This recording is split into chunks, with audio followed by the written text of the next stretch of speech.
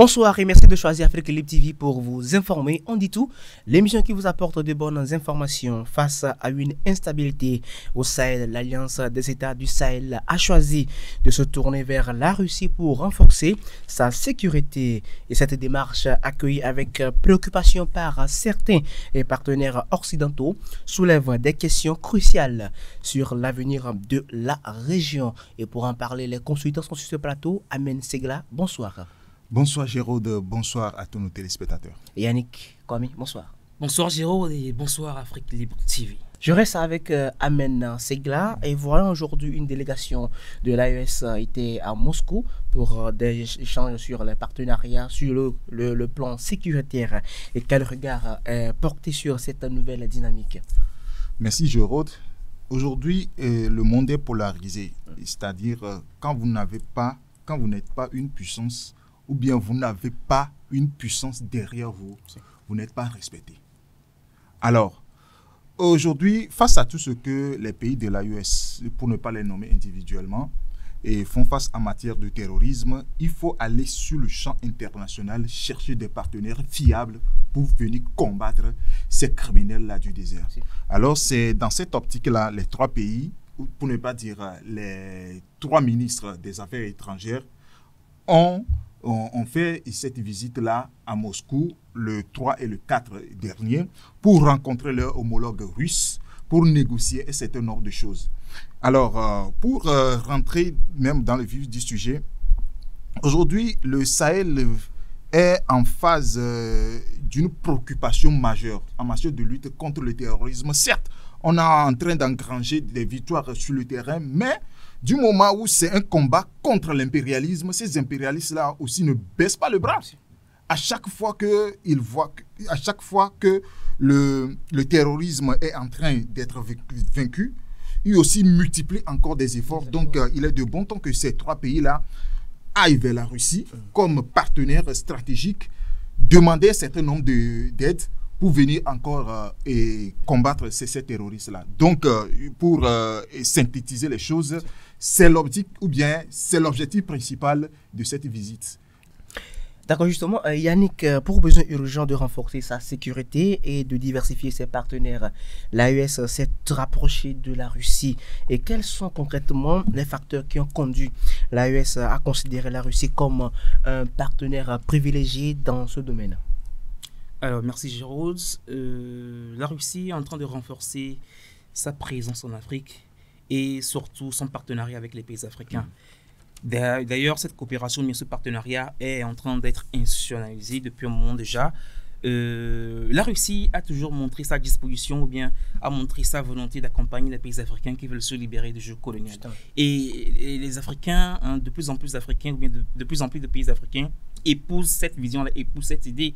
Et d'ailleurs, on ne peut pas compter le nombre de pays qui collaborent avec la Russie, que ce soit sur le plan sécuritaire et militaire, avec l'Africa Corps, Wagner, qui sont vraiment ces mercenaires ou bien ces militaires qui sont vraiment actifs dans les zones de conflit, en Afrique notamment, dans la Corne de l'Afrique, Soudan, Kenya, Somalie, et tout ce que vous voulez. Et également que ce soit du côté, bien, que ce soit dans le secteur industriel, avec l'exploitation minière, il y a la Russie. Il y a les ingénieurs russes, les entreprises russes, voilà, qui sont dans les pays africains, qui sont des pays industrialisés comme le Maroc par exemple, le Maroc, l'Algérie et tout ce que vous voulez. Donc, ceci montre à quel point les pays africains voient en la Russie un partenaire privilégié, un partenaire en qui ils voient, comment dire, cette nouvelle alternative, cette alternative beaucoup plus saine et beaucoup plus profitable à eux. Souvenez-vous de la conférence ou bien du sommet Russie-Afrique qui a eu lieu en 2019, où il y a eu 43 chefs d'État africains qui étaient là en Russie. Et pas 43 dirigeants, pas 43 représentants, hein, des présidents, plus de 43 présidents étaient là. Cela montre combien de fois l'Afrique est disposée à aller voir ailleurs, à tourner cette page sombre de l'histoire qu'elle a eue avec l'Occident.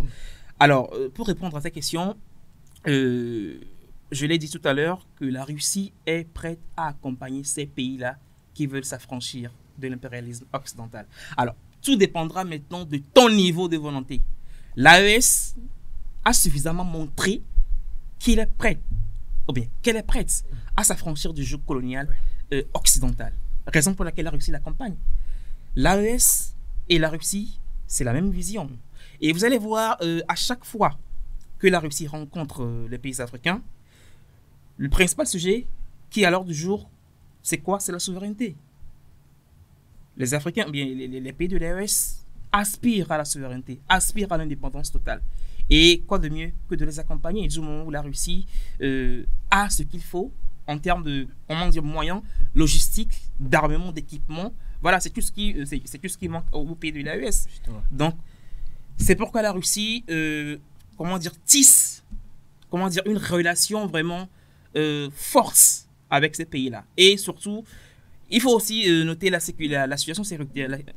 Il faut aussi noter la situation sécuritaire qui prévaut dans le Sahel actuellement. Aujourd'hui, la Russie a tout intérêt à ce que le Sahel, soit calme. La Russie a intérêt à ce que la question du terrorisme soit complètement résolue pour que ces pays-là, de l'AES, puissent vraiment amorcer leur développement. Puisqu'on peut parler de développement si la question sécuritaire demeure, s'il y a du grabuge, s'il y a de l'insécurité totale dans ces régions-là. Ouais. Donc voilà, c'est tous ces paramètres-là qui font que la Russie est en train de tisser un partenariat vraiment stratégique, privilégié, fort avec les pays de l'AES. Voilà, justement, Amen, c'est que là vous venez de mentionner la visite du 3 et le 4 de la délégation de l'AES à Moscou. Et juste à l'issue de cette rencontre, l'AES et la Russie, autant pour moi, s'est engagée à fournir des consultations, des armes et des instructeurs à la force armée et conjointe de l'AES. Quels impacts positifs sont attendus en termes de lutte contre le terrorisme et de sécurisation des territoires?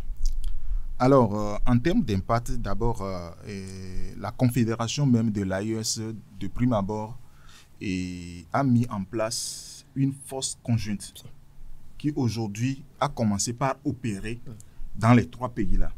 Mais aujourd'hui, il a besoin de matériel, pour ne pas dire de logistique, pour mettre à la disposition de cette force-là pour mener à bien cette lutte.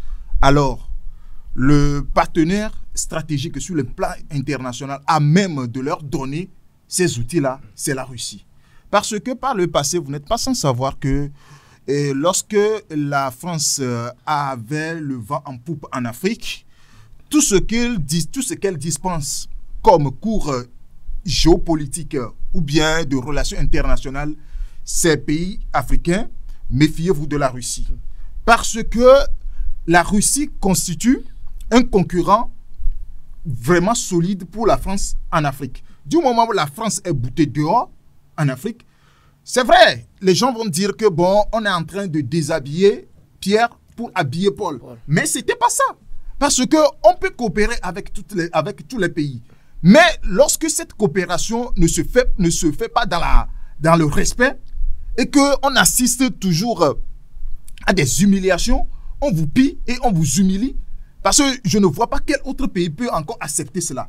Donc, quand vous prenez aujourd'hui les pays de l'AES, ils ont tourné leur regard vers la Russie. Et d'abord, tout ce que la Russie leur a donné comme outil, c'est vrai, c'est pas gratuit, mais ils ont payé, au moins ça se fait dans le respect. Alors, cette fois-ci, du moment où il y a déjà une force conjointe en place, alors, Yannick a parlé tout à l'heure d'une formation qui serait dispensée et de partage de technologies.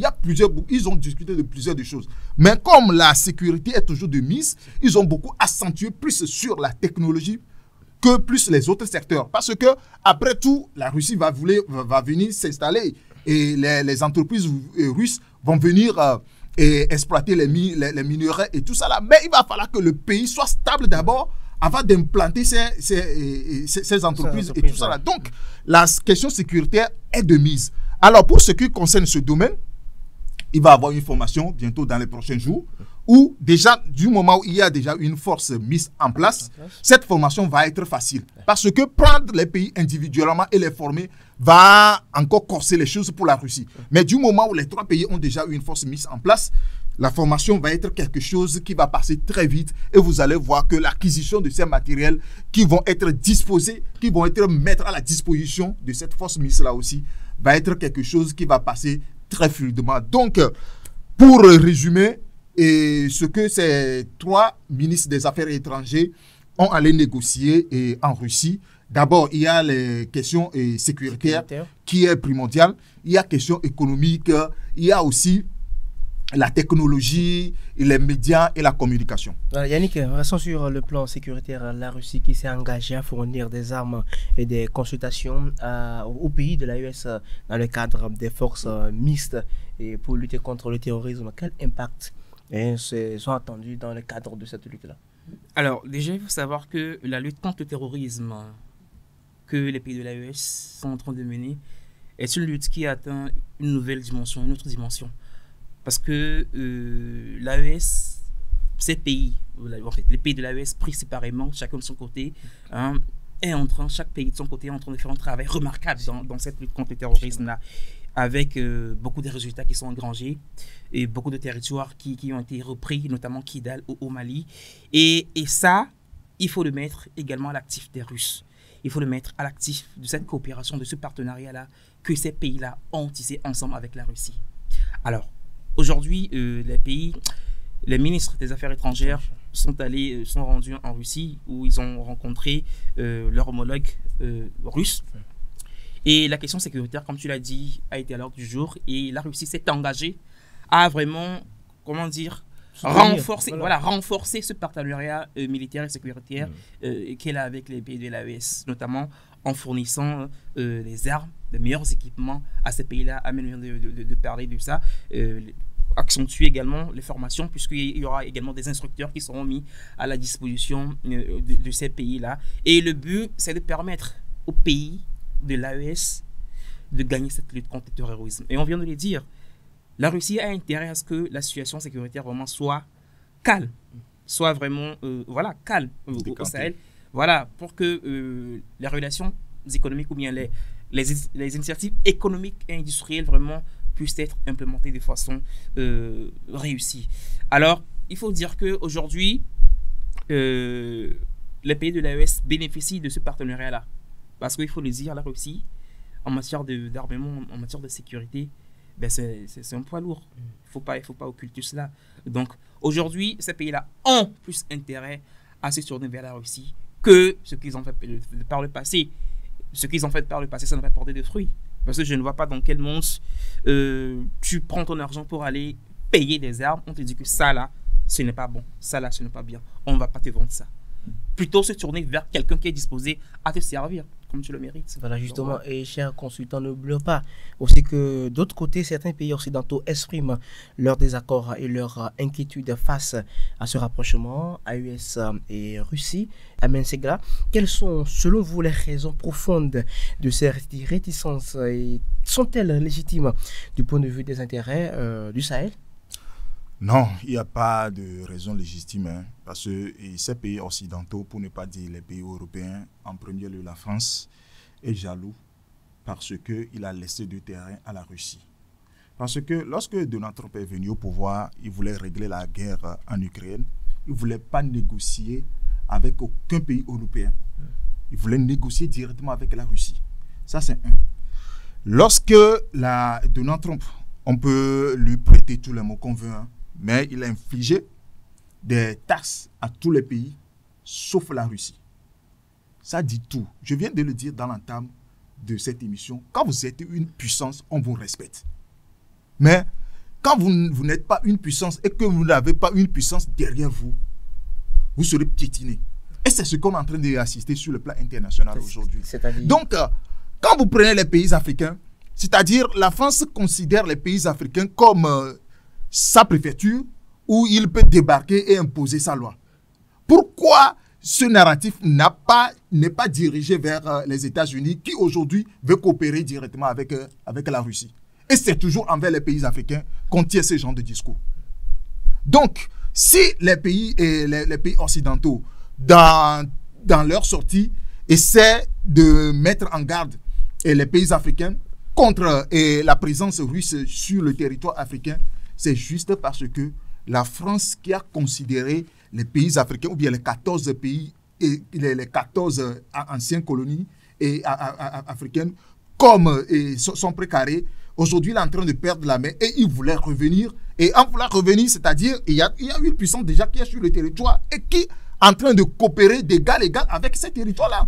Du moment où la France ne voulait pas faire ça, mais il va passer par tous les moyens pour dissuader les Africains par rapport à leur prise de décision. Et c'est ce qui est en train de se faire.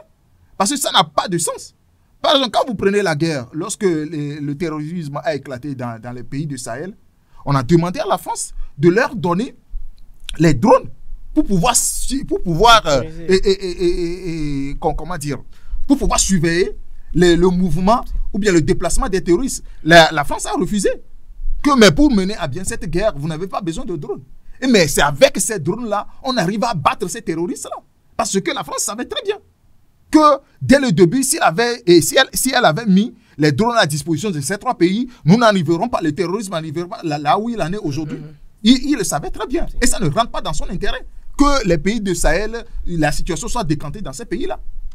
Donc c'est ça.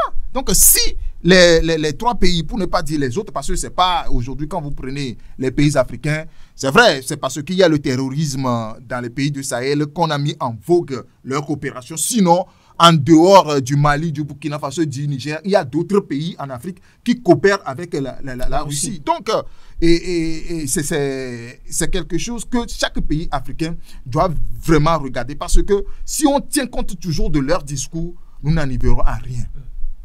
Nous n'arriverons à rien. Parce que pour eux, ce n'est pas votre préoccupation qui les intéresse, mais c'est leurs intérêts. Voilà. C'est-à-dire ce qu'ils cherchent de vous. Quand vous prenez les accords coloniaux, tout ce que la France a stipulé comme accords coloniaux après les indépendances, c'est ahurissant. Comment est-ce que vous pouvez dire à un pays indépendant que lorsque vous avez retrouvé, lorsqu'il y a ressources minières chez vous, il va falloir que la France, vous proposez d'abord à la France, si la France n'est pas intéressée, c'est en ce moment-là, vous pouvez contacter d'autres puissances. Ça, c'est quoi ça? Ça, c'est quoi ça? Et il y a ces accords-là résident encore dans nos pays africains. Certes, les pays de l'AES ont déchiré ces accords en 4 parties, mais il y a d'autres pays qui ont gardé ça jalousement avec eux. Vous voyez là où nous conduisent ces puissances-là. Donc, si aujourd'hui les pays de l'AES veulent coopérer avec la Russie, c'est de bonne guerre. Et ils ont le plein droit de le faire. Et Yannick, Kami, justement, parlons des pays occidentaux qui expriment toujours leur désaccord par rapport à cette coopération. Bon, la question qui revient ici, c'est est-ce que c'est légitime du point de vue des intérêts du Sahel? De quelle légitimité tu es en train de parler, Géraud? Déjà, il faut savoir que les relations entre la Russie et les pays africains ne datent pas d'aujourd'hui, contrairement à ce qu'on pourrait penser. La Russie a toujours été du côté des pays africains. L'histoire nous a appris que dans la lutte pour la décolonisation, la Russie, bien l'URSS a fortement soutenu les mouvements indépendantistes, les mouvements de libération africains. La Russie, ou bien l'URSS a été du côté de ces pays africains. Donc, on peut dire que l'histoire ou bien les liens historiques entre la Russie et l'Afrique ont toujours été des liens sains, contrairement aux pays occidentaux qui ont tissé des liens vraiment pervers, diaboliques avec l'Afrique. La colonisation, par exemple, l'esclavage, la colonisation et la néocolonisation. Donc aujourd'hui, si un pays est légitime à venir collaborer avec les pays africains, c'est la Russie et non les pays occidentaux. Bon, je ne sais pas pourquoi les Occidentaux ont toujours cette vilaine manie, cette vilaine tendance de toujours tout ramener à eux. Pour eux, la collaboration, bien le partenariat entre la Russie et l'Afrique est un moyen pour la Russie de leur faire la guerre. Non, c'est pas ça. Les Africains sont libres de collaborer avec qui ils veulent. Déjà même, les Africains ont plus d'intérêt à collaborer avec la Russie qu'avec les pays occidentaux. Parce que déjà, on est sûr, les pays africains ont cette garantie que la Russie ne viendra pas les piller. Parce qu'il faut préciser que la Russie est un pays très riche. Le sous-sol de la Russie est tellement riche. Quand vous prenez le gaz naturel, par exemple, ben, la Russie détient à elle seule plus de 32% de la production mondiale. Le gaz naturel, le pétrole, l'or, tout ce que vous voulez. Donc, la Russie n'est pas à la recherche de matières premières ou bien de ressources naturelles. Justement. Ça, c'est déjà une garantie. C'est un pays très riche. Et c'est facile de faire avec un pays qui est riche et qui ne dépend pas de tes ressources à toi. Et aujourd'hui, il faut savoir que tout ce que la Russie est en train de faire avec l'Afrique, comme partenariat, eh bien, c'est gagnant-gagnant. Et pourquoi la Russie est-elle en train de s'investir autant? Le but, c'est de permettre aux pays africains de se développer afin de tisser ce partenariat-là mutuellement bénéfique avec eux. Donc voilà. Alors, cette décision et cette manière de mettre toujours en garde les pays africains contre la Russie, moi, je vois que c'est de l'hypocrisie pure et simple. Parce que Yannick vient de dire quelque chose tout à l'heure de très intéressant. Parce que quand vous prenez la Russie est un pays très riche. Et en matière d'hydrocarbures, de gaz, du pétrole, c'est la Russie qui fournit l'Europe tout entière. Alors, aujourd'hui, lorsqu'ils ont commencé à sanctionner la Russie, ils disent qu'ils ne vont plus acheter de pétrole chez eux, ils vont diminuer aussi leur acquisition de gaz et tout ça là. Mais ils ont tourné vers d'autres partenaires, qui est l'Inde et la Chine. Mais or, ces deux pays-là aussi vont procurer ces mêmes pétroles-là auprès de la Russie pour les revendre. Mais l'Europe sait très bien. Mais ils ne voulaient pas directement aller acheter en Russie, mais veut contourner les choses en passant par l'Inde et autres. Parce qu'ils savent que l'Inde n'a pas assez de réserves pétrolières pour pouvoir leur donner la quantité qu'ils voulaient. Mais ils savent que l'Inde peut aller acheter et c'est ce qu'il est en train de faire, l'Inde. Mais il le sait très bien. L'Europe, en fait, pour dire l'Europe tout entière, le sait très bien. Mais ils ont fermé les yeux là-dessus pour dire à l'Afrique de se méfier de la Russie. Ça, c'est quelle hypocrisie, ça?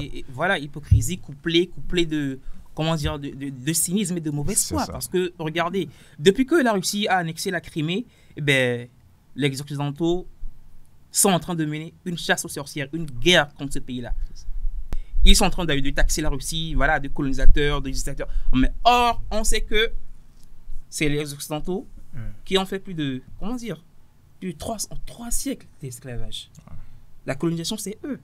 Donc, si la Russie annexe un pays, mais pourquoi la qualifier de, comment dire, de les traiter, pourquoi la traiter de tous les noms d'oiseaux? Donc voilà. Voilà, justement, chers consultants, revenons sur ce plateau et nous allons terminer. Et par là, pour la Russie, la formation de la Confédération AES est une preuve de deuxième réveil de l'Afrique. Et Amin Segla, rapidement, ce partenariat AES-Russie marque-t-il un tournant majeur dans les dynamiques géopolitiques du Sahel? Alors, depuis la création de l'AES, et la Russie est l'un des pays à reconnaître officiellement cette confédération. Ouais. Et aujourd'hui, elle est en train de coopérer de façon efficace, dynamique avec cette coopération sur leur question essentielle qui est le terrorisme. Alors, pour parler de la perspective de cette coopération, je pense que les pays de l'AES ne sont pas partis en Russie pour quémander. Ils sont partis là-bas, ces 3 pays, pour ne pas dire les 3 ministres des Affaires étrangères, sont partis pour négocier un partenariat gagnant-gagnant. Alors, du moment où la Russie a son intérêt à ce que le terrorisme, la situation sécuritaire soit décantée dans les 3 pays, et les pays de l'AES aussi a intérêt à ce que la situation terroriste soit totalement estompée, pour amorcer les vraies questions de développement. Je pense que ce partenariat a tout ce qu'il faut pour marcher. Parce que les deux partenaires ont intérêt à ce que la situation sécuritaire soit une solution soit trouvée à cette situation sécuritaire. C'est ce que j'allais dire. Alors, pour parler de cette perspective, il revient à nous, ou bien aux peuples africains, de les accompagner. Parce que, avoir ce qui a été discuté l'autre fois, vous allez voir dans les prochains jours sur le plateau télé des pays occidentaux, ils vont sortir des choses pour diminuer l'ardeur des pays africains, pour diminuer l'ardeur des pays de la population de l'AES par rapport à cette dynamique. Et ça va se faire. Du moment où il y a des médias panafricains qui sont là pour éveiller la population sur ça, je pense que ça ne marchera pas. Ok, et Yannick, comme ce partenariat AES-Russie est-il plutôt, autant pour moi, un tournant majeur dans les dynamiques géopolitiques du Sahel? Oui, tout à fait. Tu as parlé de... En fait, c'est le ministre russe qui a parlé de deuxième réveil, c'est ça? Oui, c'est la Russie de l'Afrique. Et moi, j'estime que, bon, pour ma part, je crois que le premier réveil, ça a été la dénonciation de ces accords-là, militaires et économiques, de ces pays de l'AES là, avec la France. Pour moi, c'est le premier réveil. Et ce deuxième réveil-là, qui est la création de l'AES, vraiment, était nécessaire vraiment pour que l'Afrique, de par son entièreté, retrouve sa souveraineté. Et je crois que les pays de l'AES sont en train de montrer l'exemple. C'est un exemple que ces pays-là montrent et j'espère que dans les jours, dans les mois, dans les années à venir, d'autres pays emboîteront le pas à ces pays de l'AES-là. Donc, ce n'est pas seulement le côté sécuritaire. Hein. Ce partenariat ne se résume pas seulement à la sécurité. Il y a également d'autres secteurs vraiment qui seront pris en compte. Quand vous prenez par exemple la diplomatie sur le plan diplomatique. Lors de cette rencontre avec les ministres des Affaires étrangères des pays de l'AES, il a été dit que désormais la Russie et les pays de l'AES parleront d'une seule voix, une même voix. Ils vont harmoniser leur position dans les enceintes internationales telles que l'ONU pour que leur position, leur vision soit commune, soit portée au monde de façon commune. Et je crois que c'est une très bonne chose. Et pour ça, il va falloir que ces pays-là se développent. Raison pour laquelle la Russie est en train d'investir énormément dans ces pays-là. C'est pas gratuit, c'est pas gratuit. Ils verront également leur profil. Voilà. Donc c'est une manière de dire que aujourd'hui, le partenariat auquel nous sommes en train d'assister entre la Russie et l'AES, c'est ça qu'on appelle partenariat. Ce que les Africains, ce que les Français ou bien les Occidentaux faisaient avec l'Afrique, ce n'était pas du partenariat. C'était carrément de l'exploitation pure et simple. C'est aujourd'hui, maintenant, qu'on est en train d'assister à ce qu'on appelle partenariat. Donc voilà. Voilà, merci à vous, chers consultants. Même vous ajouter un truc? Non, merci. Bon, pour ajouter ce que Yannick vient de dire tout à l'heure, il faut que les pays africains ou bien la population africaine arrive à accompagner les pays de l'AES. Parce que ce que ces trois pays ont en train d'amorcer, et aujourd'hui, c'est quelque chose d'expérimental pour les autres pays. Parce que les trois présidents, quand vous prenez le président Ibrahim Traoré, le général Assimi Goïta et le général Tiani, ils sont en train de risquer leur vie. Parce que fait face ouvertement à l'impérialisme, ceux qui ont essayé ça dans le passé, on a vu comment ils ont fini. Alors, aujourd'hui, il faut que la population africaine arrive à accompagner ces trois présidents-là. Lorsqu'ils vont réussir, tous les autres pays qui vont emboîter le même pas vont aussi réussir. Et c'est ce que les impérialistes ne voulaient pas. Et on rappelle que, voilà, ce qui montre vraiment que la Russie est en train de considérer les pays africains ou bien les pays de l'AES comme leurs partenaires, c'est que cette réunion-là, ou bien cette rencontre, eh bien, cette rencontre aura lieu chaque année. C'est ce qu'ils ont décidé, en fait. C'est devenu une rencontre annuelle, quadripartite, voilà, entre la Russie et ces trois pays-là. C'est vraiment un partenariat qui est institutionnalisé. Donc, l'année prochaine, elle aura lieu soit au pays, soit dans l'un des pays de l'AES, soit le Mali, au Niger, au Burkina Faso. Voilà, et rappelons combien de fois la Russie respecte les Africains. Justement. Et rappelons que Moscou considère la création de l'AES comme un effort pour développer une nouvelle architecture de sécurité en Afrique. Et la Russie a promis de fournir à l'AES les formations d'une force armée conjointe et des consultations des armes et des instructeurs. C'est ce qu'on peut retenir au sortir de la visite de la délégation de l'AES à Moscou, et vivement que cette collaboration soit une solution idoine pour la sécurité au Sahel. Merci à vous, chers consultants. Merci, Jérôme. Merci. Et merci également à vous de nous avoir suivis. D'ici là, portez-vous bien.